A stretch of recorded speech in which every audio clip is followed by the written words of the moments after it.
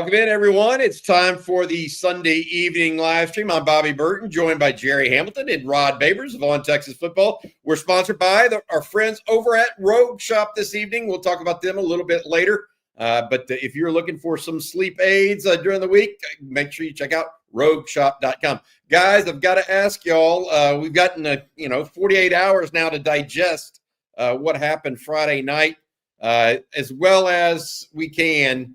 The Longhorns have now gotten into a situation where they're among the nation's best, but they've been stopped on 4th and goal twice, 2 years in a row. There is a large expectation now on the Texas Longhorn football team. That's a good thing, in my opinion. Yep. The standard being raised is a good thing. But now what are they going to do to get over the top of it? And some of that started happening today and over the weekend. And what I mean by that is we started seeing some NFL attrition. We're going to see some portal attrition, most likely, although we haven't heard much of that quite yet. But let's start with the news that Kelvin Banks, offensive tackle, as expected, announced he would go pro earlier today. Everybody expected that. That is in conjunction with Quinn Ewers already telling Pete Thamel on Friday that he would be going pro. Thamel, the ESPN reporter. And then just about 4:45 today, Jaden Blue, the touchdown scorer for Texas, 14 touchdowns this year, 2 touchdowns in the Ohio State game, a couple of them in Clemson game as well, one against A&M. He scored a lot of touchdowns late in the season. He announced that he's going pro as well, on top of Hayden Connor, who we already knew was leaving at this year as a senior. There will be other announcements forthcoming. All of that to say, the news never stops if you're working the Longhorn beat. I would say that. What do you think, Jerry, about both Banks and Blue announcing so far? One unquestionably expected. The other, we thought there might be some back and forth on his decision. Yeah, so I think all the discussion with Banks, and we'll have, I'm sure we have gotten weeks and months to do it leading up to the NFL draft, is where does he rank all time amongst Texas offensive line? At this point, won a Lombardi, won an Outland, first team All-American, going to be a top 15 pick, maybe top 10. It all comes out when these guys start sitting down and with the teams and having their workouts and such. But he obviously is a mid-first rounder at worst. So where does he rank? Because he's one of the most decorated offensive linemen in the history of this school. So that's one discussion as far as he goes. With Jaden Blue, guys, I think it's an interesting one. I'm always the opinion with this stuff. If there's not really a higher ceiling for you, you may as well go pro. Find your timing and go. Jaden Blue's not going to be more of an inside runner next year. He's not. He is a boutique player in the NFL. There's a place for those guys. Does that mean he's definitely getting drafted? I don't. I think he's got a chance to get drafted just because of his speed, pure speed and acceleration, explosivity. But, look, I'm not sure what coming back one more year would have done for his NFL stock, Rod and Bobby. I don't think anything was going to change with the player he was. It's not like putting on 15 pounds would be good for him. It's not like he's become an inside runner. It's not like he's going to become a 30 carry game guy that the NFL says, oh, we can hand the ball to this guy 15 times. Rod, I think I'm fine from his timing perspective, from his NFL upside. Yeah, and the running back position overall, as we know at the NFL level, has been devalued to a certain extent. There are now some stories like Derrick Henry and Saquon Barkley starting to add value to the running back position once again. But you have a ceiling in terms of your draft value as well, just being at that position, because it's not considered a premium position anymore. So positional value, I'm with you, Jerry. This is a really deep running back draft, by the way, as well. And so in terms of you talking about whether he's going to get drafted or not, you're right. I don't know whether he'll get drafted. If a team falls in love with him, if Keelan Robinson can get drafted, Jaden Blue can get drafted. Right. Now, that running back draft, I don't know if it was as deep as this upcoming running back draft. I have to go back and do some comparisons. But I'm with you. I think you made a great point, Jerry, about has he reached his ceiling here at Texas? And I do think I always tell players, man, cash that lottery ticket when you got it. If you hit your ceiling, if you have, kind of maximized your talent at Texas, you might think about going to the next level because that'll give you more draft. It'll boost your draft value. for Jaden Blue, I don't know if that's necessarily the case because of the running back position overall and the value of that position, but there are about 4 or 5, maybe more than that, maybe 7 to 8 coordinators in the NFL, play callers in the NFL that would love to have Jaden Blue. Like he'd be perfect. That boutique player you're talking about, Jerry, he'd be perfect for some of the schemes that they have for a running back that can really take advantage of a matchup with a linebacker on the perimeter like Jaden Blue has, right, late here in the season. So there's somebody out there looking at it. I'm sure that Mike McDaniel and Miami would love a running back. He's probably going to run close to 4.3, if not a 4.3 something at the combine, if he goes to the combine or wherever at Texas Pro Day. That'll be really good for him because he'll run fast. I'm with you, though. I do think at Texas, I don't know if he could have done better than this year. 1,000 all-purpose yards. What do you say, Jerry? What do you say, Bobby? 14 touchdowns? Yep, 14 TDs. I didn't realize that, actually, till you said. That's a lot of touchdowns, man. This is a lot of great players at Texas. They scored that many touchdowns in a season. So you get paid for that in the NFL. Yes, you will. I mean, I'm just look. I'm not saying who says he has to be a running back. You know, I mean, and I say this. Tyreek Hill started off as a running back in college. Now I'm not saying he's Tyreek Hill, but my thought process here is not. I think that he is a valuable player. Anybody that can score touchdowns for you at the rate he did it means that he creates mismatches. Yep. And the NFL is a mismatch league. Amen, bro. And that's what they look for in tight ends. They don't care if you're tall, fast, have big. I mean, they just don't want average. They have to have you create a mismatch. Jaden Blue out of the backfield creates mismatches. Good luck. The linebacker that was lined up on Jaden Blue is going to be a 7 to 10 year guy in the NFL. Mm-hmm. And he scored 1 touchdown on him. Looked like he took off and left him. Did he not? I mean, oh yeah, he had no shot. A 7 to 10 year guy in the NFL, Jerry and Rod. And go look at what he did to some guys in the open field. Once he gets the ball in those little swing screens, those quick screens, and he's got to make one guy miss, and he makes a miss every time. Yeah, one guy is all he hit, and it's because he can leverage him with his speed. Yeah. And the thing that Jaden Blue does, we talked about this a little bit, and you know, congratulations to him. By the way, I think we all think that. We also, you know, it's one of those things where you got to realize that Texas is losing somebody here. They're not losing a regular running back per se. He fumbled too much, coughed up the ball, etc. We know that. But you're not thinking about losing him as a running back. You're thinking about losing him as an offensive piece to Sark's job. Also, Jerry, to your point about Kelvin Banks, and is he the best offensive lineman in Texas football history? I don't know if you can say that because he only played at Texas for 3 years. But he may be the most decorated offensive lineman in University of Texas history. You don't. I mean, I don't know of another one that's won the Lombardi and the Outland and started as a true freshman. That's an accomplishment to start as an offensive lineman at a power program as a true freshman, guys. That shows prodigy. You can't do that. Your body usually does.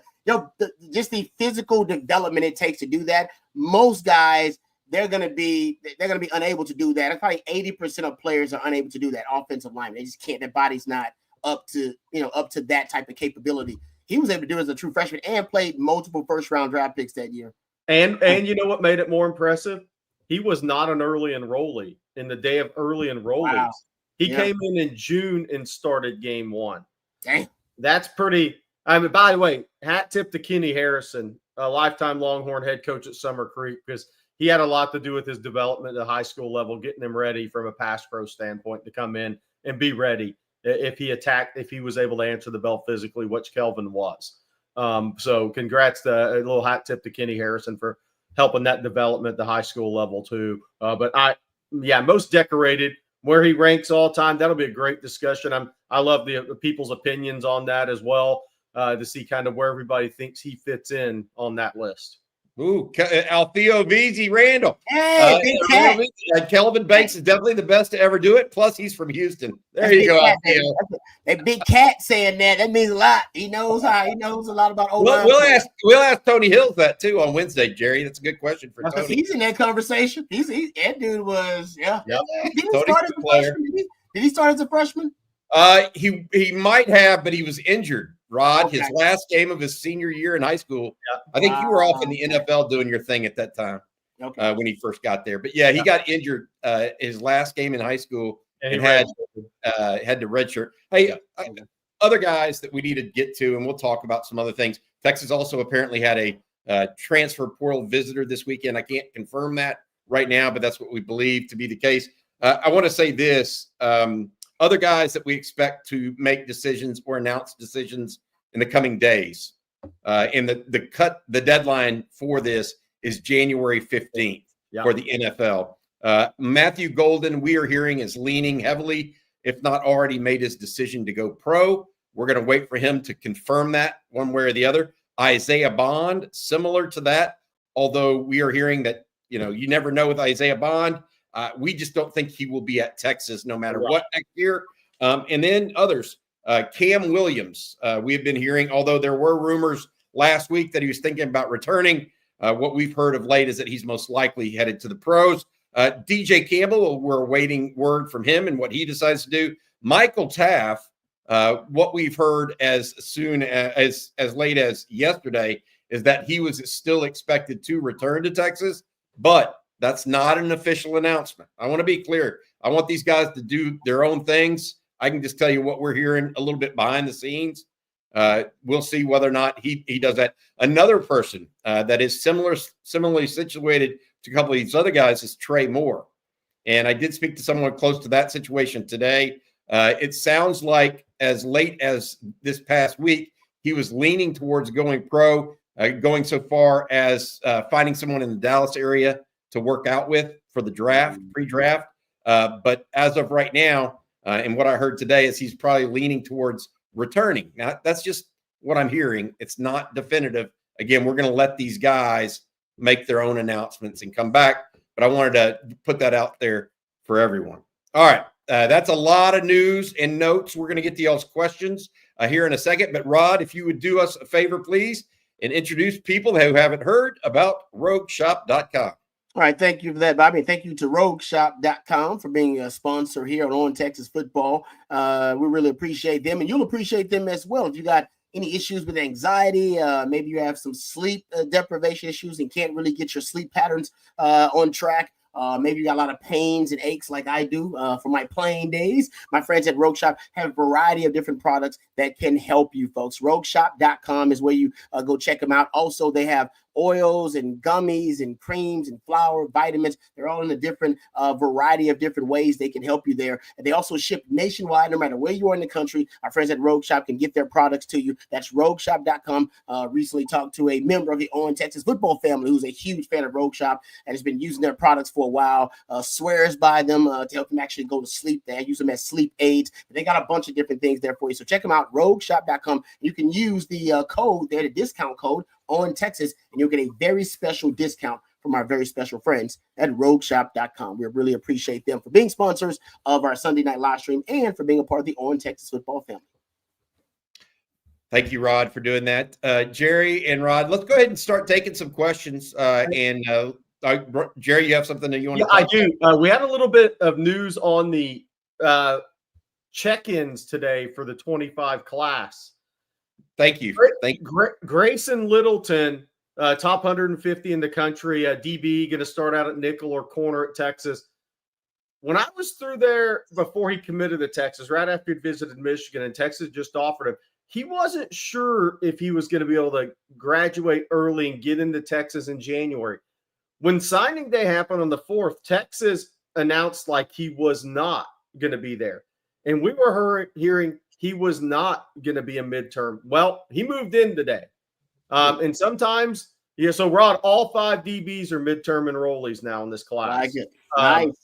Now, Jonah Williams will be doing baseball this spring and sitting in on team meetings, but Grayson Littleton added to that group. So 22 of 25 in the class are midterm enrollees. The only 3 that are not are Nick Townsend, Jordan, and Devin Coleman. So Grayson Littleton, another young defensive back, will be with that group as well. So the 4 transfers, the 4 portal transfers, plus 22 of the members of the number 1 class are in Austin now. So that's 26 newcomers to the program officially. Classes start tomorrow, by the way, for the spring semester. Hey, Rod, got to ask you, what was move-in day like when you were a freshman at Texas? What was it overwhelming? Saying goodbye to mom and pop. What was it crazy?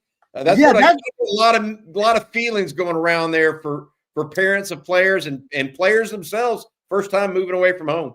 Yeah, that's it. Yeah, I remember going down there a little bit earlier to work out, so it wasn't totally me kind of cutting the cord, if you will, for mom and pops. I did a little bit earlier. Went down there and stayed with Joe Walker, Greg Brown, Richard Hightower, and Kwame Cavill. I basically slept on those guys' couches for a couple of months while I was working out, and that was like before the early enrollees and all this kind of stuff. Now, obviously, modern times things have changed. That was it. They would basically kind of put you in touch with players, and if you ready to come up, you want to come up and work out early, and trying to get a head start on things, you would just go sleep on the couch of players. And I did that for a couple of months, me and a lot of other guys, and got to know each other, and it was really fun. So, yeah, man, I think these guys, I wanted to get started early, but I wasn't as ahead of the game as these guys are. But I do understand, by what Jerry's saying, why these guys, they want to get the dream started early. And I do appreciate that. It shows you that you got a lot of young people who they seem to have they're on track, right? A lot of these guys, we talk to, a lot of these players, and they have these kind of long-term goals, and they seem to have, all of their plans that they have, and their aspirations and the things they want to accomplish. And these guys want to get ahead of schedule. And all of these guys have the same dream, which is getting to the NFL. And they want to get to Texas sooner so they can start that dream sooner. So I appreciate it. I do. Like I said, if I had the chance to do it, I'd have did it myself. Hey, Bobby, talk about this for just those that may not know. NIL clock for these guys. Does that starts the semester they're enrolled, correct? Kind of for the people that may not know about that. So no, so Texas player. Here's the issue. Okay, so if you had no bowl game, if your team had no bowl game, you had until December 28th to enter the portal.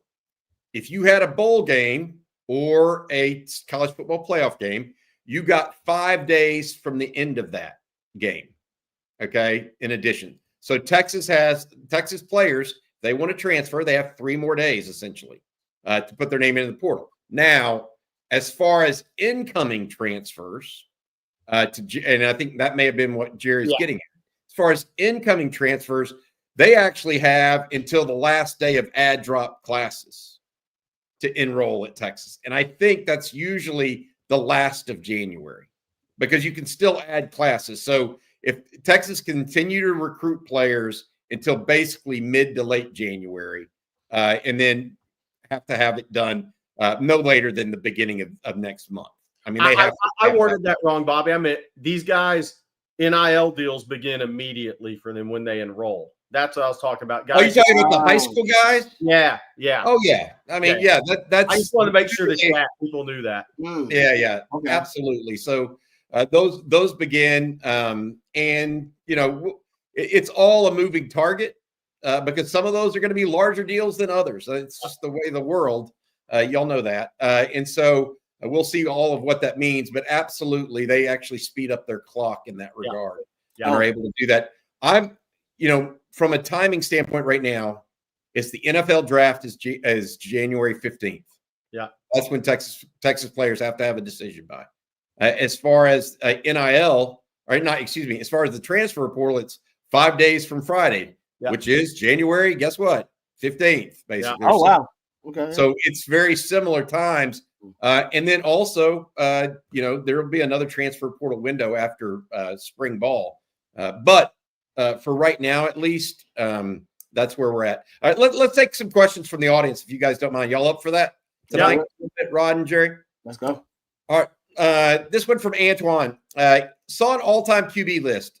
VY, Colt, Bobby Lane, James Street, Quinn Ewers, James Brown, Sam Ellinger, Chris Sims, Major Applewhite, Eddie Phillips. Thoughts? So here's my problem when I start looking at lists like this, and I want to be blatantly honest. I never saw Bobby Lane throw a football that wasn't on a black and white screen as a highlight video. And I'm not trying to be rude to people who did. Same with James Street for me. I'm a decade too young. I was born in 1969. I clearly, if I saw him, I don't remember it, right? And a lot of those games weren't on video, by the way. I went back and watched some of them. Eddie Phillips, somewhat similar.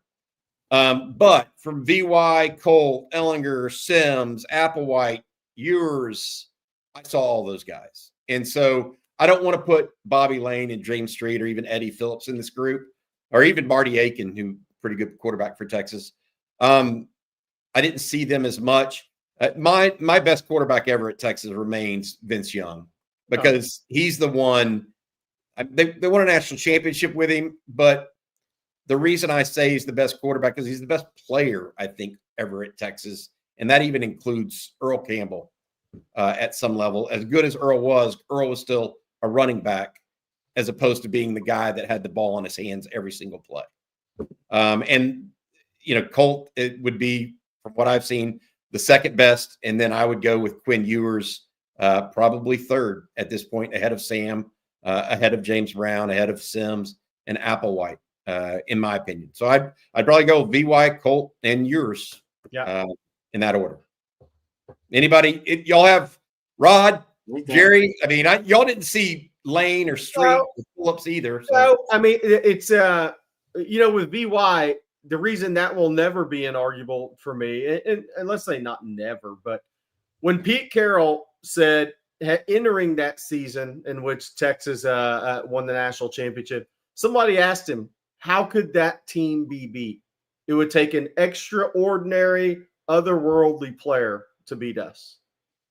And that's what happened.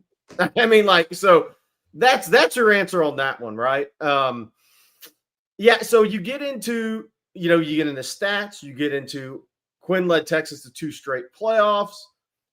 You get into all these discussions, and people are going to have different opinions, I think, after VY and Colt. Who's 3? Who's 4? Who's 5, Rod? Because it could go down to, Quinn went to 2 straight college football playoffs at Texas, but then somebody else could come around and argue, but wouldn't Sam and Chris Sims have done the same thing with Sark as a coach and all that talent?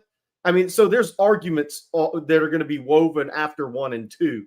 The debate's who's 3, 4, and 5 for me. Yeah, Rod, I'm 3 with Ewers, and the reason why is he's actually more successful than any of those other guys. I mean, he was. I mean, Sims and Applewhite were good quarterbacks, but they won conference championships. He won a conference championship, competed for another conference championship. No, I'm with you on that. If you're going off just accomplishments overall, that's why, Bobby, the way you presented it initially, the eye test matters so much when you're talking about quarterbacks. Yeah. And that's why, as Jerry pointed out, 3, 4, and 5, and 6, they're going to have a lot of varying opinions, because you can't deny what you saw with VY, like the generation, because you saw him put the team on his back. And that was a great team. That team had tons of NFL players on both sides of the ball. But at one point, just like Pete Carroll said, hey, I need somebody to come put the cape on to beat us. And he put the cape on, and he did it. And I think we all believe, because we saw Colt do it, that Colt in a national championship, if when it got hurt, that Colt could have did that as well. Like, he had that ability. So I'm with you. I think just the eye test is what matters for those guys, and that's why for some of the older generational quarterbacks, it is tough to have that discussion about 3, 4, 5, and 6. They certainly deserve it, but we didn't have eyes on those guys. And honestly, it's hard to appreciate guys like Sims and Ewers in their time. Ewers is obviously, a lot of people have very critical opinions about Quinn Ewers right now. And I've said it before, they're not going to appreciate Quinn until maybe a decade plus after he leaves Texas, in retrospect, because they can't appreciate him right now, because right now the wound is still too fresh. And I'll tell you the other thing that will kind of formulate opinions on where Quinn sits on a list like this. What happens to the next quarterback or 2 at Texas, assuming Steve Sarkisian's here for 2 more quarterbacks, right? We can't predict all this. What do those guys look like? What are the accomplishments of the Texas program? Agreed. That's what happened to Sims, right? Yep. After Sims, you get VY and you get Colton is like, that guy was a scrub. It's like the scrub. He was like top 5 all time in wins when he left. And it's like, he's a scrub. And a 3rd-round pick or 4th-round pick. He's a bum. He's a bum. This guy's a bum. He's a bum. This guy's winning a lot of games. But, Quinn Ewers is going to deal with that too. That this is kind of why I think Mac Brown didn't want Nick Saban coming right after him. It's like, well, nobody comes in right after, so it's winning championships, and they do kind of overshadow your accomplishments. And that could happen to Quinn because I think Arch is capable of helping Texas maybe reach the mountaintop that they couldn't reach for Quinn. But then it will be after that, people, I think, will respect Quinn as helping build the foundation that it doesn't happen overnight, guys. You build up to it. And you needed the building block that was Quinn Ewers. And we forget the quarterback hell that Texas was in, before Sam Ehlinger and before Shane Buechele. We forget all that. We forget that. No, we don't. No, we don't. I remember it all. I remember it all. I would say this, and I would challenge one thing with what y'all just said, both y'all, with talking about Quinn and appreciating him later. I noticed a huge change like a sea change after Arizona State 4th and 13. Because Chris Sims never had a seminal moment or a seminal play.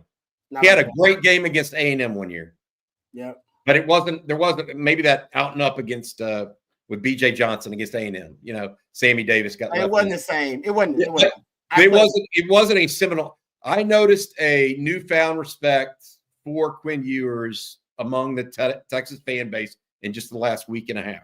Okay. But he had a seminal play, that people can go back to. I will say this, of all those quarterbacks, by far the best distributor ever is Colt McCoy. No question. No question. I mean, he literally, what could he do if he had, Jordan Shipley and Quan Cosby, plenty good. Don't get me wrong. So what would he do if he had Xavier Worthy? I think Bob Shipley, and he said, honestly, Colt would be the perfect quarterback for Sark's system. Honestly, it always worked perfectly for him because he was so accurate. And the ball, I'm with you on that. Ball out quick, ball out accurate, can move around in the pocket if he needs to. Yeah, no doubt. All right, good question, Antoine. Thanks for getting us going on a good topic. Let's go to KD35. I am the best. Thank you so much for the super chat, Jerry. This is going to be first to you. With 2026 recruiting and beyond now, how is it supposed to work? A kid commits to a school. Is it still a verbal and they can flip and decommit? Like without LOIs now, when are hard commits going to be? Upon enrolling is what it feels like to me, because I'll tell you one thing, KD35, Oregon signed a 5-star quarterback and he enrolled for practice for the Rose Bowl. Rod, I don't know if you heard about this. Mm-mm. He just entered the transfer portal last week and went to Cal. He literally spent less than a week with Oregon and ended up at Cal now. Damn. So even signatures now on scholarship papers and enrolling early, they're letting them go. So there can be commitments and decommitments and flips and all that stuff. Jerry, you read that the same way as I do, don't you? Yeah, the only way things will change as far as early commitments leading up to a signing day, Bobby, is if we get to the next point in this journey to where this is eventually going to finish, that since there's no longer letters of intent, kids, whenever they make their decision, there's a celebration day, but not a signing day. And a kid signs his scholarship papers, he signs his NIL deal and sends it off and it's done.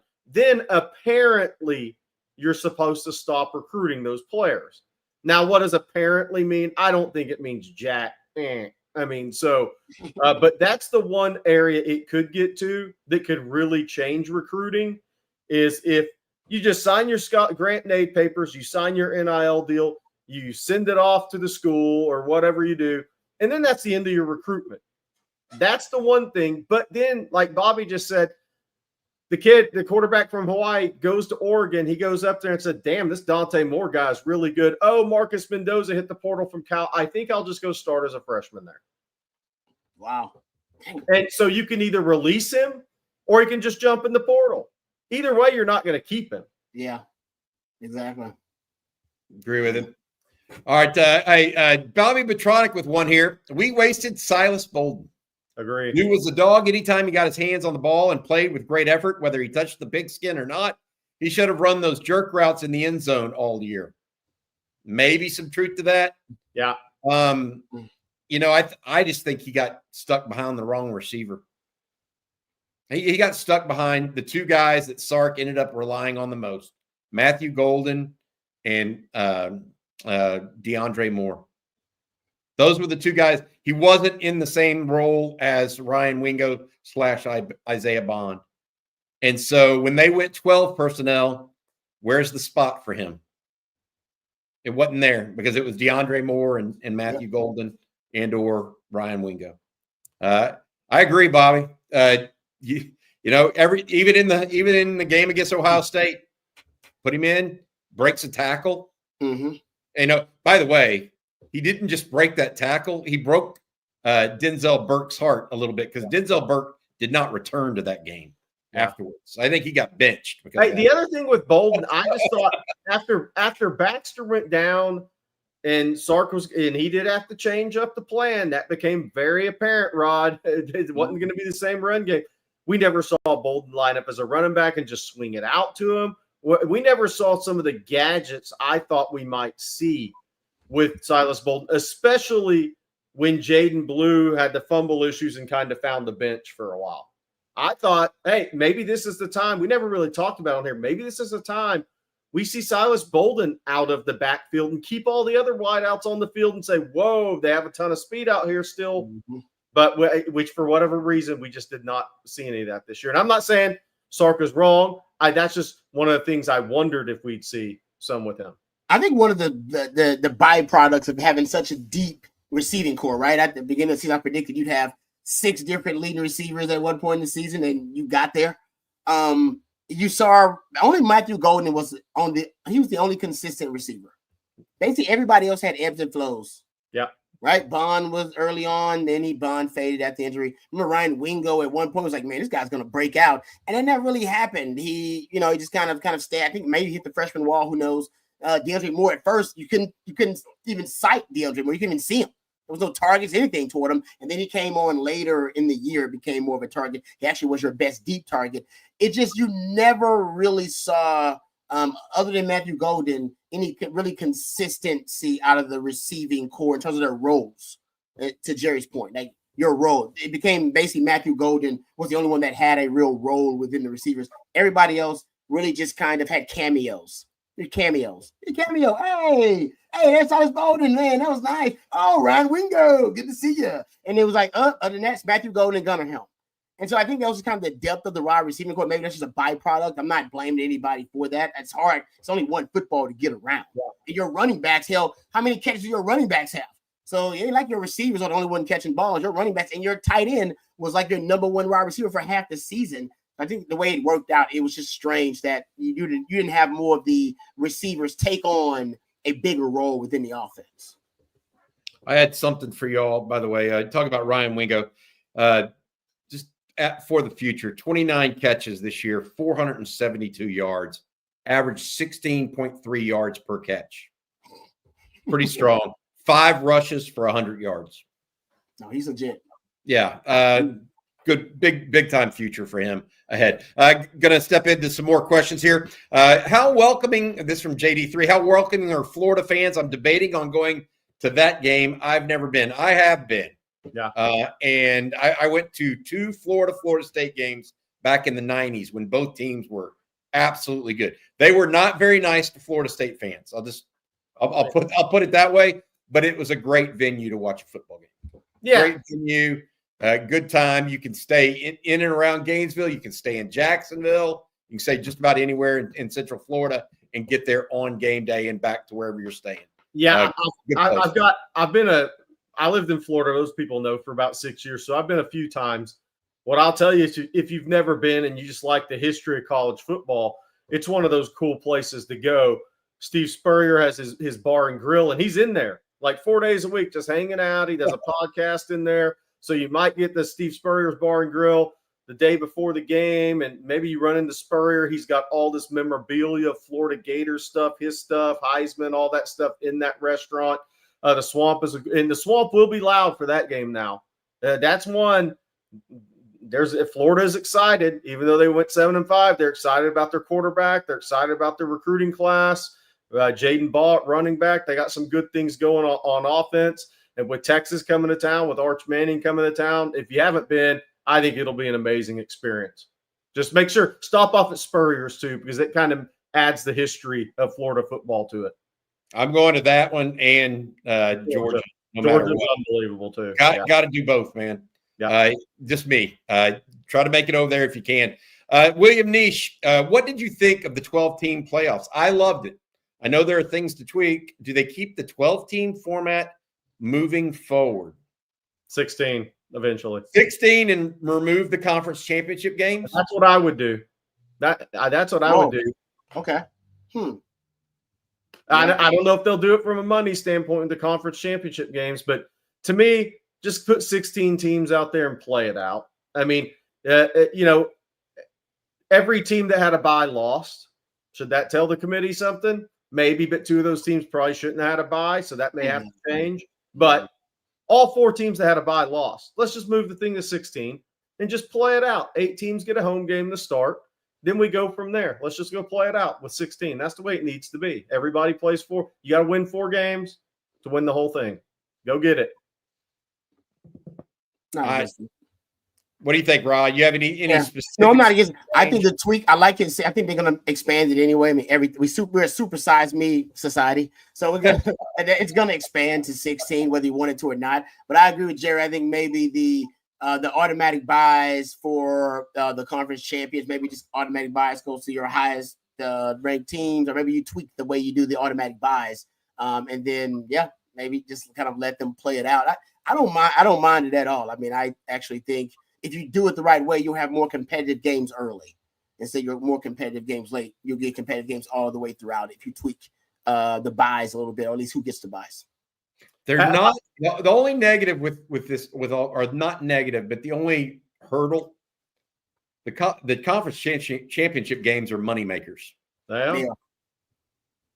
And so, that's going to be a negative. It's almost like should the conference championship game not be a championship game, but be a play-in for a couple of leagues or something like that. Think of it that way. Somebody then said, if it was 16, how would you rank them? Look, you rank them 1 through 16. I mean, the crazy thing about the playoff this year and why I think it's going to force the change is your 1 through 12 rankings were different from your seeding rankings. Yeah. That's what's going to force the change before next year, I have a feeling, or in the next couple of years, is that just doesn't make sense. Then you don't need to put out a 1 through 12 ranking. Mm-hmm. I mean, that's the problem is fan bases say, whoa, hold on. Well, Texas was ranked 3, but they don't have a bye. How does that make any sense at all? Because y'all are ranking them 3. So it doesn't make sense to have that ranking and then seed them. Yeah. That's going to have to change. I mean, the NCAA tournament seeds the teams, puts them in there, and they go play it out. So that's the way it needs to happen. A lot of people like 14. I don't know if I like 14. I just say go to 16. What value is 14? 2 teams get a bye? Yeah, the NFL style. 2 teams get a bye. Right? What value is that, though? But I think some people. I mean, I'm just telling you now, the colleges are not the pros. Right. Okay. And pros actually, I think they use the bye to mend their bodies and get better because they're pros. They've got 5 more years experience than a college player. So the repetition is not as hard to pick up. Yeah. I think teams that have a bye in some instances actually lose some of their momentum.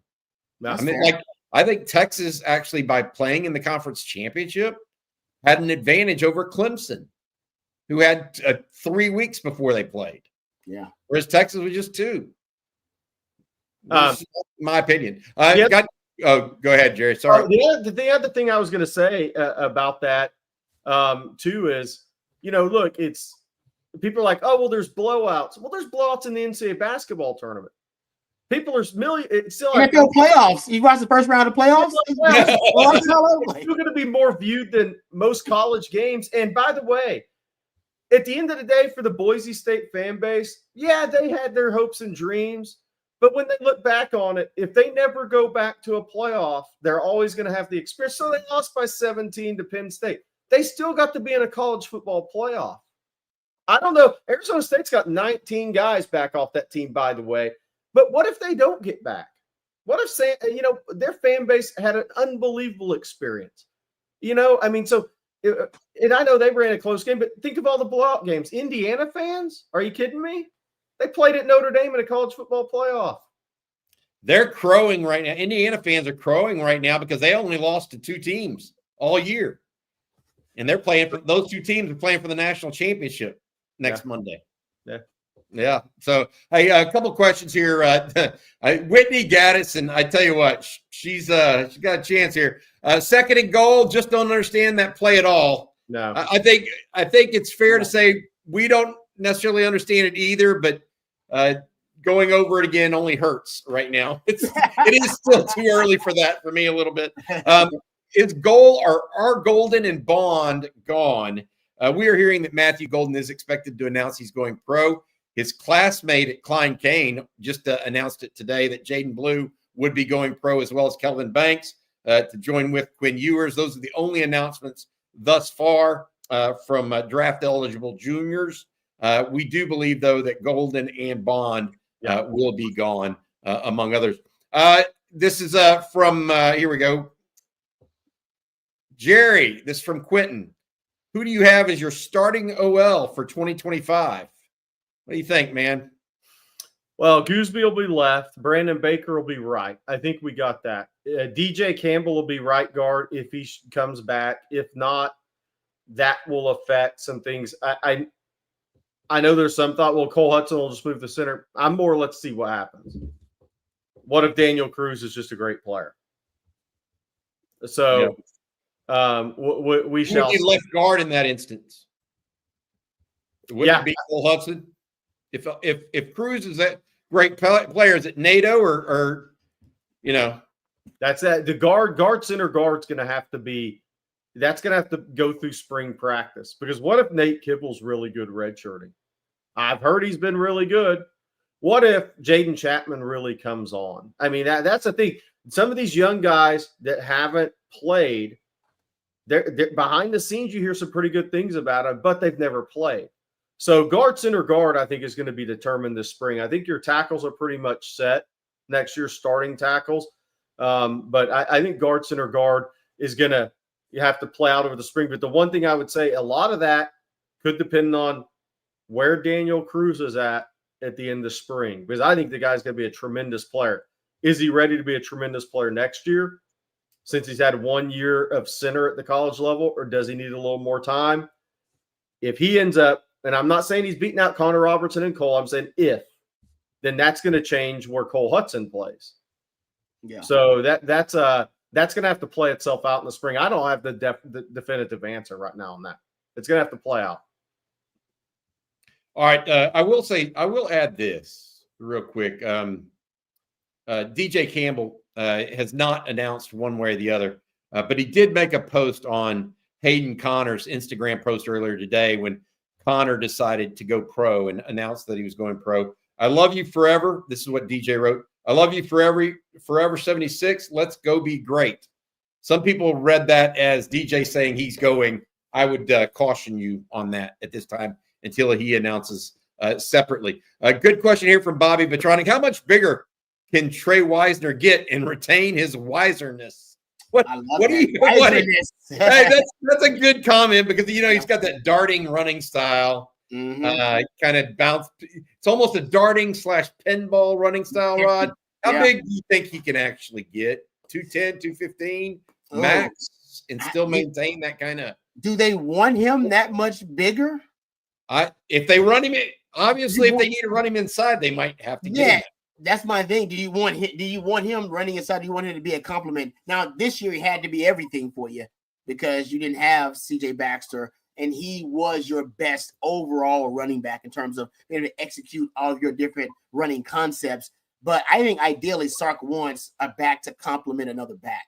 Yeah. And I think he would like Trey Wisner to complement a CJ Baxter. That's not ideal. The ideal would be, obviously you want everybody to stay healthy. So that's I think the ideal situation. But if he doesn't, then Jerry Gibson, I think they would like him ultimately to be the guy that can run power and run in between the tackles instead of Trey Wisner as a guy that can execute some of the other perimeter run schemes and be a guy that can help you in the passing game. I wouldn't want Trey Wisner gaining that much more weight. I agree with Bobby. I don't want him losing his Wiserness. I love that term. Tashard Choice commented on that before the Peach Bowl. He said he's 202 right now. He wants him to be 210 to 212 next year. No, so that's the plan for Wisner. 10 pounds. 10 pounds. 10 pounds. That'll make it tough for running back. But I tell you, he's a good player. Yeah. Really, really good football player. Happy he's a Longhorn. Parth Brooks, just wanted to take a moment to acknowledge the three of y'all and the entire OTF team. Y'all have made the season one for the ages. You're the best in the biz. Have a ton of respect for y'all. One love. Thanks, Parth. Appreciate you. Hook, nice meeting you over at the Duck Camp store, by the way. Duckcamp.com. By the way, this is a Duck Camp shirt right here. Right? Duck Camp right here. You got one too. You got one too. This is Mark Vasquez, I guess.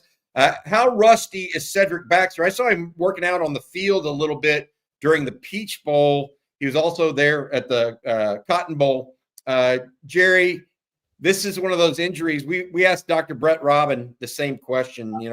When it's the MCL, the PCL, and the ACL, that takes a little bit longer. This is a tough injury for him to get back to full speed. Yeah, I mean, the ACLs nowadays with modern medicine, guys come back now. You can't come back too fast. But the PCL on top of those is the big one, right? That's the bend of the knee. That's the bigger one. For me, it's not if Cedric Baxter will be able to go work out, maybe not in full pads late in the summer or late workout this summer and then get into pads. It's when does he 100% mentally back? Because I'm not saying he's not a tough guy because he's a very tough guy. He's a great leader, but there's still something, Rod. I haven't been through it, but we've all watched players that have been through this. There's still something different than, going out and doing drills with your team and taking a handoff and taking the hit on the knee again. There's a mental part that comes back that has to come back along with the health part of it. And that's the hard thing to answer is when will he be ready when Texas goes to Ohio State to be a guy at that point? I don't think we can say yes or no at this point on that. Agreed. Yep. All right. Hey, I think we need we'll get Sandman's asking a question. Can we buy Golden back? Can we get Taffy back? Michael Taft back? I think I need to go back through the list real quick. Kelvin Banks and Jaden Blue have announced they're going pro. Matthew Golden and Isaiah Bond are expected to go pro. Cam Williams is expected to go pro, but there have been rumors separately from that. DJ Campbell is an up-in-the-air guy. We do believe Michael Taft is expected to stay. However, he has not made that official as yet, so we're waiting on that. We're also waiting on Trey Moore, who has vacillated somewhat in recent days.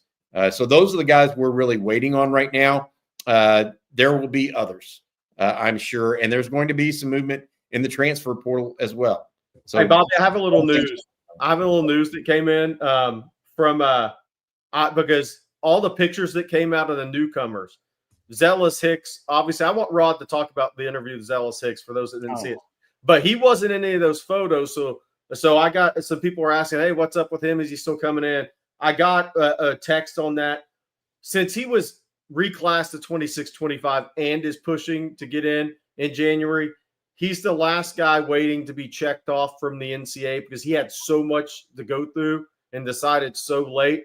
But he is expected to be confirmed or, accepted by the NCAA this week and will move to Austin when that happens. So that's why he wasn't there today. It's still he may be 2 or 3 days behind the other guys because getting the NCAA check. Yeah, he's got a concrete 5 to 8 year plan. And yes. I don't know if I've ever been more confident in any young person's 5 to 8 year plan than I am in Zealous Hicks because he's pretty committed to it. He wants to talk about fast track. I heard somebody mention that's these young people trying to do, fast track their careers. he's fast tracking. So he's trying to get on campus ASAP. All right. Todd Lacey here. 2025 will be a transition year. Who are your starting 22? I don't know that there's time for transition years, guys. Well, there's no excuse for it in the transfer portal NIL era. Like back before that era, that we saw transition years because you lose all your veteran players, and then you need to get the young, recruiting class up to speed, and you got to develop a O-line and develop this, and you got a young quarterback. These days, there's really no excuse for it in the NIL transfer portal, especially for a school like Texas. So I understand you, Todd, but man, that's old school thinking. Sark's not gonna get that benefit. I say all the time, the last thing a blue blood fan base wants to hear is a coach come to the mic and say, we're an experienced team this year. That means, even Dabo's got taking guys in the portal now. They had to change. There is no excuse for being inexperienced if you're a major player in this game. Mm-hmm. I'm gonna get a roll at this starting 22. Y'all ready? Sure. Oh, let's do it. I like that. Okay.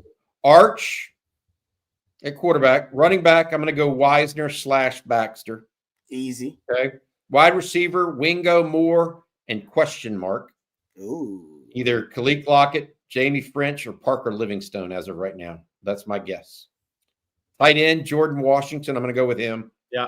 Offensive line, I think I know 3. The other 2 depend on what people do. Whether or not DJ Campbell comes back. 3 of the 5 will be Trevor Gooseby, Brandon Baker, and Cole Hudson. Then you have NATO is a real possibility. DJ Campbell is a real possibility. That could be your 5. Okay. Don't forget Daniel Cruz. I didn't forget him. That's why I'm putting it right now. Okay. Defensive line, Ethan Burke and Colin Simmons at edge.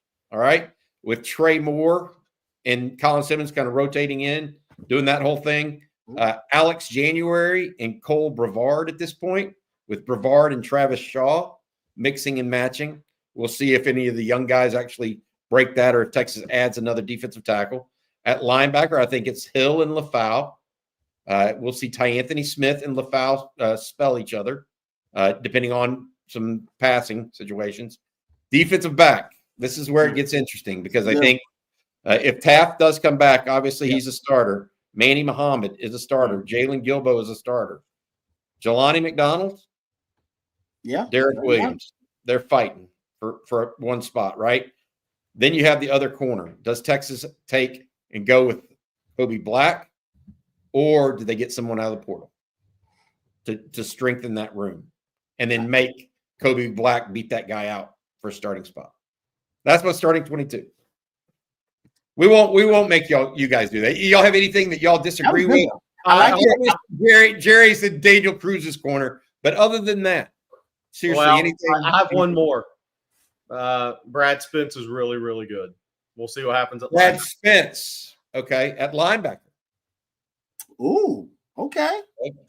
Oh, I like the dark horse there. I like that. That is a dark horse. He's a good player at Arkansas. Okay, I like that.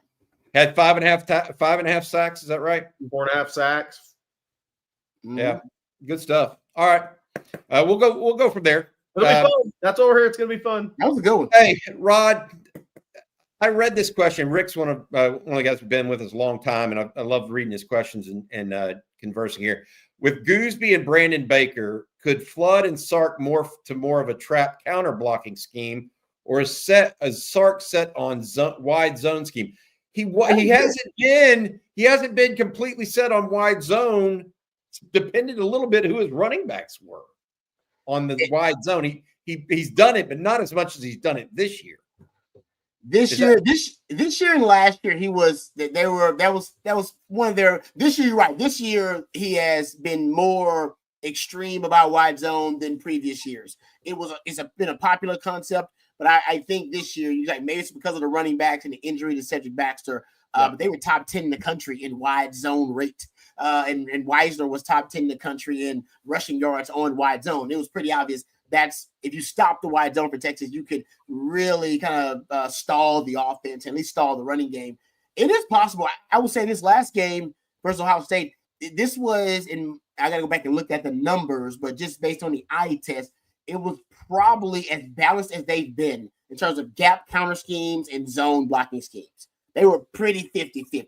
Usually, Sark's probably 60 plus percent, 65% zone blocking schemes as opposed to gap counter schemes. So maybe you're right. Maybe this, like Bobby said, based on the talent of the running backs and their skill set and the offensive line. I think this is a crucial step for Texas to be a championship team, national championship team is what we're talking about here, because it's obvious that in the few games they've lost the last 2 years, teams stopping and neutralizing your wide zone has been a big part of it. Even if teams do that very well by beating to your marks or whatever, overpowering you at the point of attack, whatever it may be, you can't allow that to be the central theme of your running game. You've got to find some way to pivot. So I think you will get some more variety in the running game going forward, just because this year it was more of a liability that you were so dependent on wide zone. Because once teams found out about it and teams that defended it well, that's all you had in the running game. You didn't have much else. And I think they tried to pivot in the Ohio State game a little bit, unsuccessfully, of course. I got a question here real quick. This one for Jerry. When are signees obligated to stay regardless? Or actually, I can take that instead of you, Jerry. I can do this. Basically, once they enroll in classes, they're obligated to stay and can't re-enter the transfer portal unless they are given their release and or they can enter the transfer portal before they actually start classes. So that's essentially it. Once they start classes, there are typically very few outs. Right. I guess is the best way to put it. Like, for instance, the Oregon quarterback signee, he actually practiced with him, but he never attended a class. That's right. That semester. By the way, I want to add one other thing real quick as far as all the recruiting in the portal. We're also in NFL coaching season, higher season. James Franklin, Dan Lanning. There's been multiple guys. Bears want to talk to Marcus Freeman. There's rumors about Ryan Day. Will all these guys stay in college football, or will somebody leave and that opens up another roster potentially in the portal? Because those kids would have 30 days if somebody leaves to go to the NFL. Good point. Jesse Matarazzo here has a Matarazzo, excuse me. If you would have told me in 2022 we were going to go to the Final Four 2 years in a row with a #1 recruiting class, I'm jumping for joy, especially with all the injuries. Great season, great work, OTF. I couldn't agree more. I mean, look, they were 5-7 and then 8-5. And 8-5 looked like they kind of patchworked that thing together a little bit too, by the way. It wasn't a pretty, let's be honest, it was not a pretty 8-5. No. It was not. So I think you gotta. Yeah, I think this one hurt more because you're the favorite going into the national championship game, a betting favorite. If you win, you weren't against Ohio State, but if you win, right. If you win, right? Yep.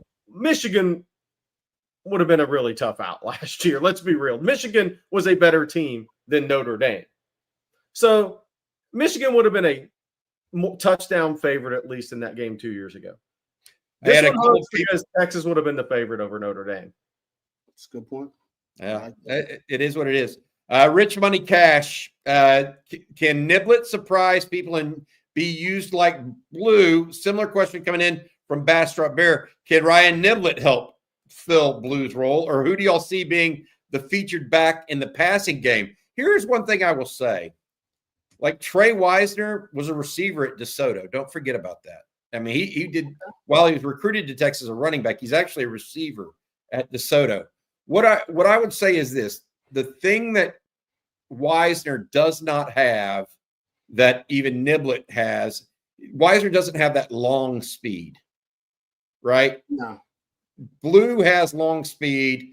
Niblett was a 100-meter guy in high school too. But Niblett is so much smaller than Trey.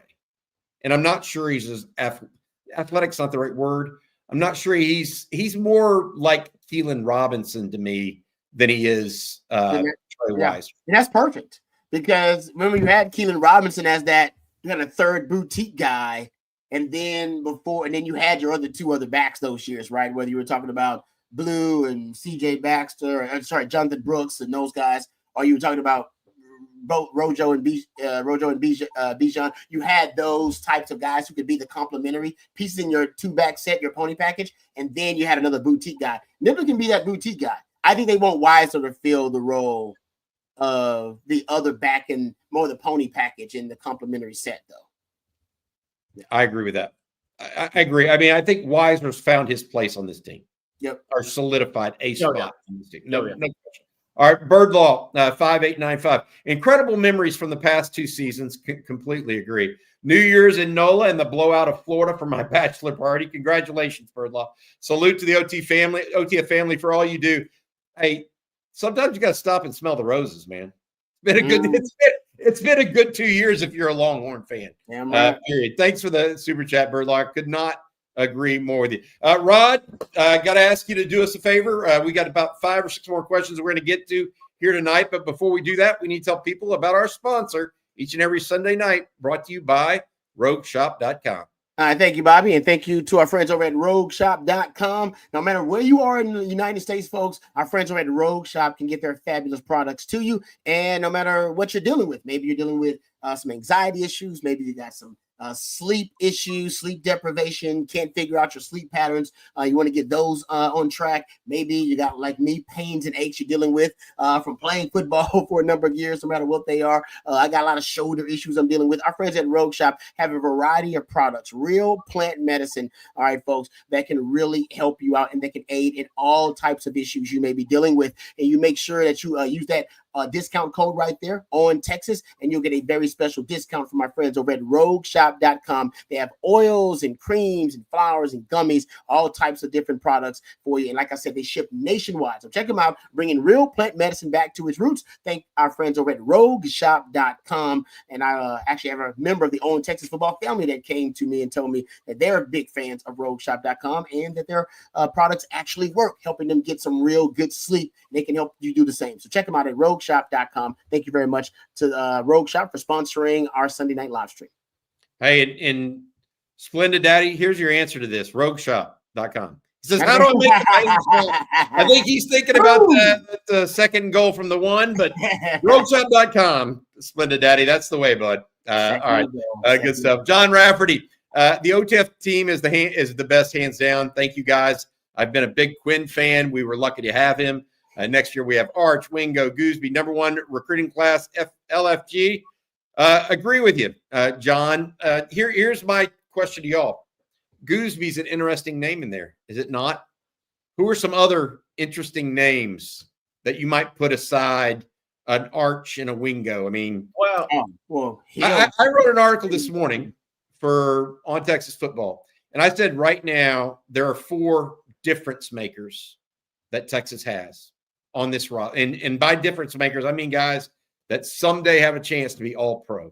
Well, can I guess? Not just good, but all pro. Yeah, guess them. Arch is one, obviously. Yep.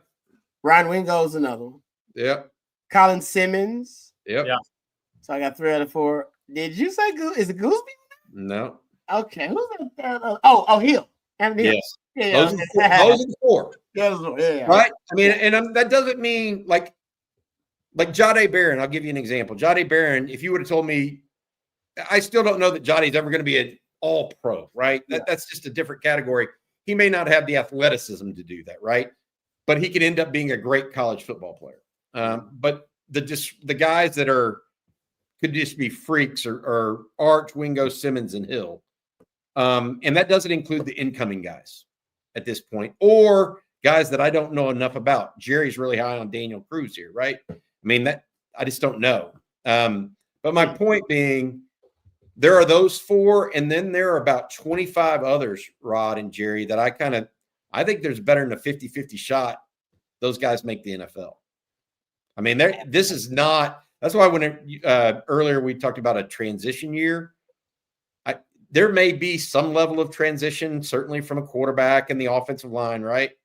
But I'm telling you, this team's too talented to be a quote unquote transition year. They may not go to the playoffs, but they're not lose. They're going to win 9 games.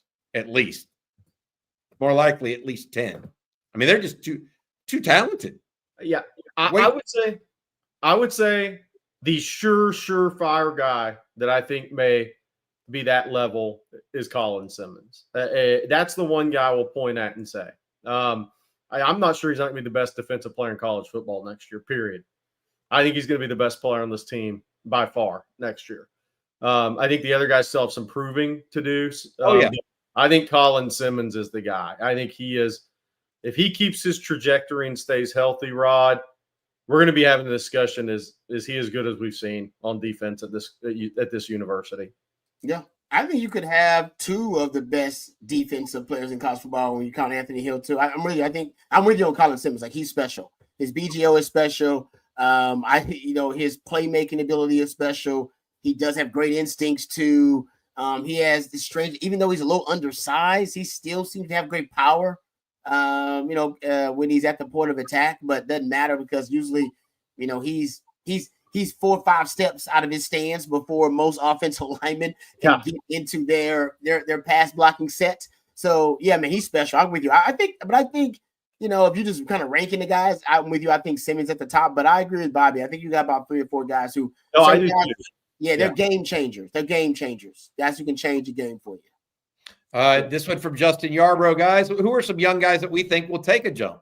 I like seeing January and Vasic play versus OSU. Vasic actually caused the only holding penalty of the game, by the way, against Ohio State. Ready for spring ball already. Definitely Vasic in January. Y'all have anybody else? Anthony Smith in that category? He was my first guy, Bobby. I think. Look, it's part of guys graduating and younger guys going into year 2, getting their chance. Will Howard doesn't go 20 yards on Anthony Smith next year on that 4th and 2. Not happening. He's more reactive, just gets there, sees it, instinctively sees it. I think Anthony Smith is going to go boom next year, big time. Alex January is going to be a really good player. I don't think there's any doubt about that. Colton Vosick, if he just can stay healthy, guys, if he can stay healthy, he will give Ethan Burke a run for it. But he's got to be able to stay healthy. And it's hard. More of a strong side defensive end naturally than Ethan Burke, though. I think so. Yeah, couldn't you see? Like, I could see him being a strong side guy. Anyways, good stuff. Hey, I'm going to fast forward to this question, kind of on to piggyback it from Sean McCumber. Big off seasons needed from Jarrett Gibson, Alex January, and Kobe Black. Anybody else that needs a big off season in y'all's opinion? Jelani McDonald's. I expect one. How about Jordan Washington? That is a good one. Jordan Washington. He needs to have, and I'm not saying he won't. I'm just pick up Sark's offense, and be that guy as a sophomore. It's the guys for me, the big ones, and it's why I have a hard time really going on the guard, center guard on the offensive line.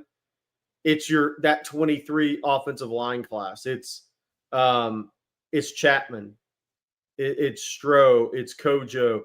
Somebody from that group that Goosby's played, right? Then you have, that's 24. Then you have your 23 guys, right? Your Connor Robertson. Somebody's going to have a huge spring, and we're going to be talking about, this guy's going to be a starter. Neto. Malik Ogbo. Wow. Who's going to kind of come up from those 2 classes on the interior of the offensive line?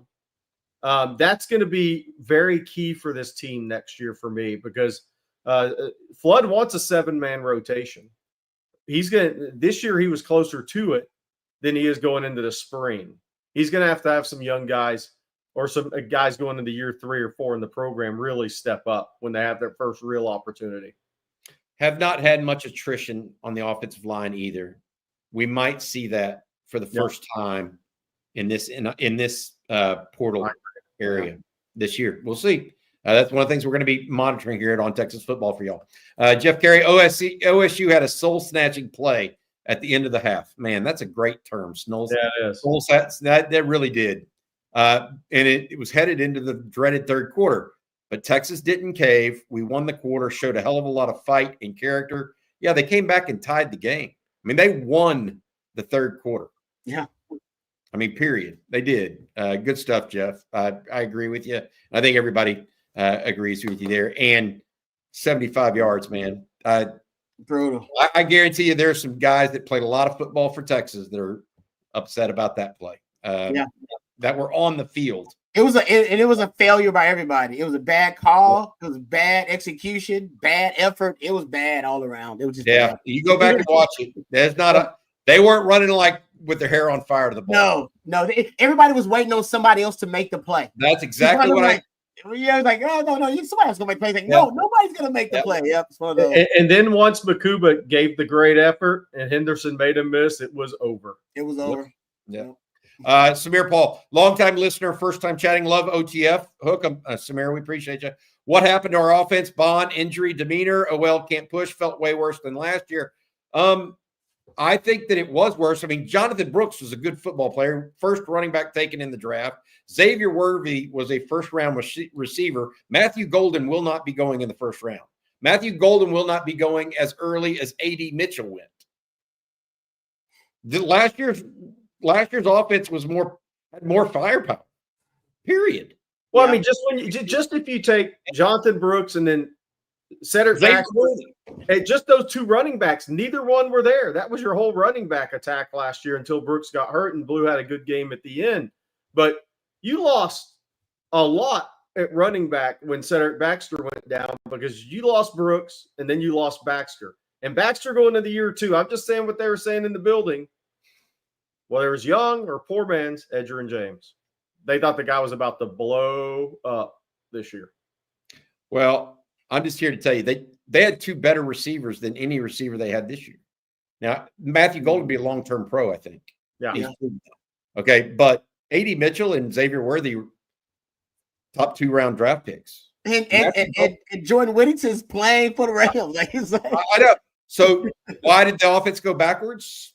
Skill position players, the people around, and that this is not a knock on Matthew Golden or Ryan. It's just those were all guys that had played a lot of college football, like a lot. Yeah. You know, I will add this: Bond, injury or demeanor. Injury at first, and I think demeanor got the better of him later. Yes, in the year. When he didn't immediately go back to the starting lineup against Ohio State. I think that hurt some feelings there. The OL can't push.